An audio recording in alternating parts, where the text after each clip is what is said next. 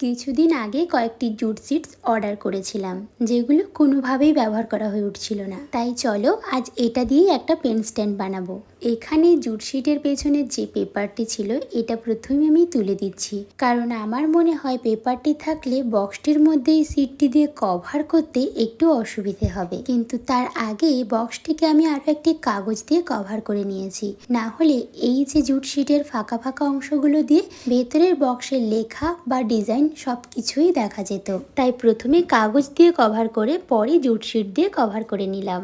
এখন চলো হস্তশিল্পের জিনিসগুলোর মধ্যে ঠিক যেরকম টাইপের ডিজাইন হয় ওরকম একটি লুক দেওয়ার চেষ্টা করছি, কারণ অনেকদিন আগেই হস্তশিল্পের মেলাতে গিয়ে এরকম কিছু পেন স্ট্যান্ড দেখেছিলাম, আর ওখান থেকেই ইন্সপায়ার হয়ে এই কাজটি করছি। আর প্রথমেই যে বক্সটি ব্যবহার করেছি ওটা হলো একটি ওষুধের বক্স। অনেকদিন আগেই শেষ হয়ে যাওয়ার কারণে মা আমায় দিয়ে গিয়েছিল যদি আমার কোনো কাজে লাগে, আর আজ এটাই কাজে লাগলো। এইদিকে দেখো গল্প করতে করতে ডিজাইন তো কমপ্লিট হয়েই গিয়েছে, তারপর ওপরে আমি একটা এমব্রয়ডারি লেস লাগিয়ে দিয়েছি। ব্যাস এটাই হলো আজকে আমার পেন স্ট্যান্ডের ফাইনাল লুক। এবার এটার মধ্যে তোমরা কিছু পেন রাখতে পারো, নয়তো এরকম কিছু মেকআপ ব্রাশও রাখতে পারো।